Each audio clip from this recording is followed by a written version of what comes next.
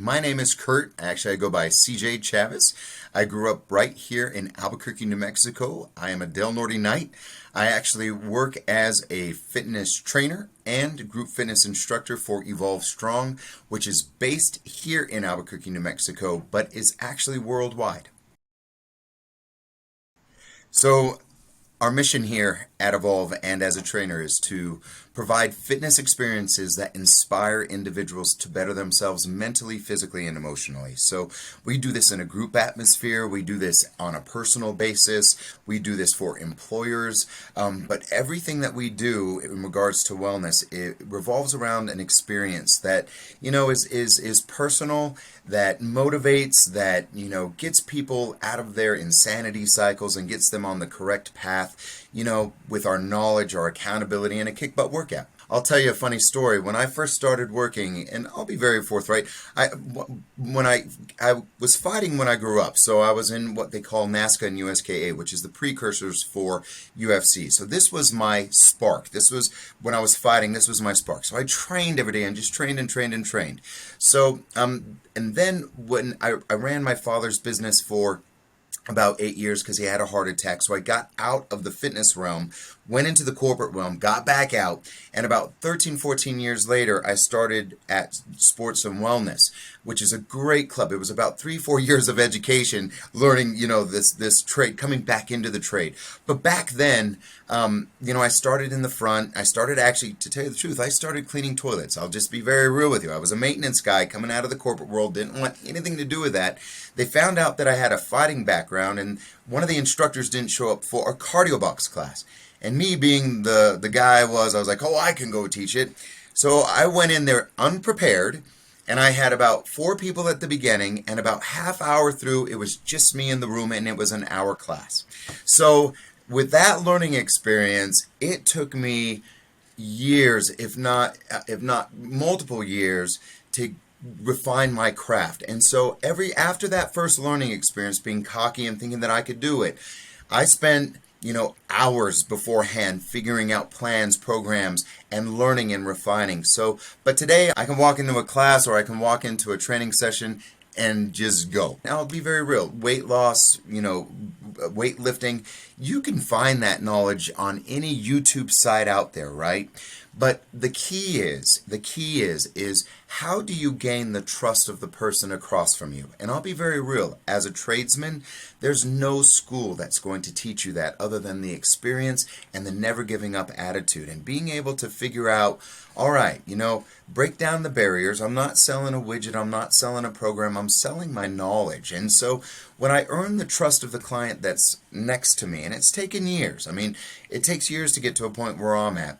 You're never going to trust them no matter what trade you're in. So I have to say that, just a point from wherever you're starting, whatever you're going to do, learn how to be a people person. Learn how to earn the trust of someone before you even go into what you're trying to sell them. And then when you earn that trust and they believe in you, you can lead them. You can become the Sherpa on their path. And then together, because we're dealing with humans, everybody's different. So what may have worked for the client before you may not work for this client that's in front of you now, but you have to be on this path together. And that's the cool part about being a trainer is you become the coach. And so you go along this path together and you figure that person out and you help them with all their obstacles. And that's why they pay to be with you, right?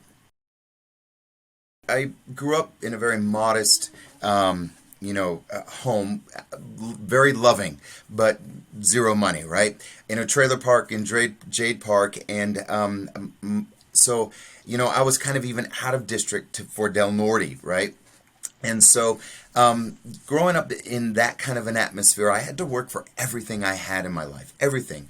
So in high school, I got great grades, and my father was always, you need to go to college, you need to do this, but they couldn't afford it. So I worked my butt off to get a presidential scholarship. I wasn't straight A, and what school taught me was that it was a gauntlet that proved that I could get through it, and it opened doors for me, moving forward. And yes, I was a presidential scholar. I did go to the University of New Mexico. I was in the athletic training program because I wanted to stay in the athletic side. But when my dad had a heart attack, I transferred out of the Johnson Center group and went into Anderson, which is a business school.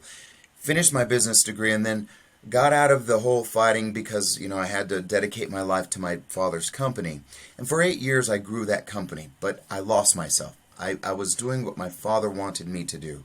And at the end of the 8 years, in 2008, during the housing collapse, parents go bankrupt. I did. We went from rags to riches, back to rags in a very dramatic fashion.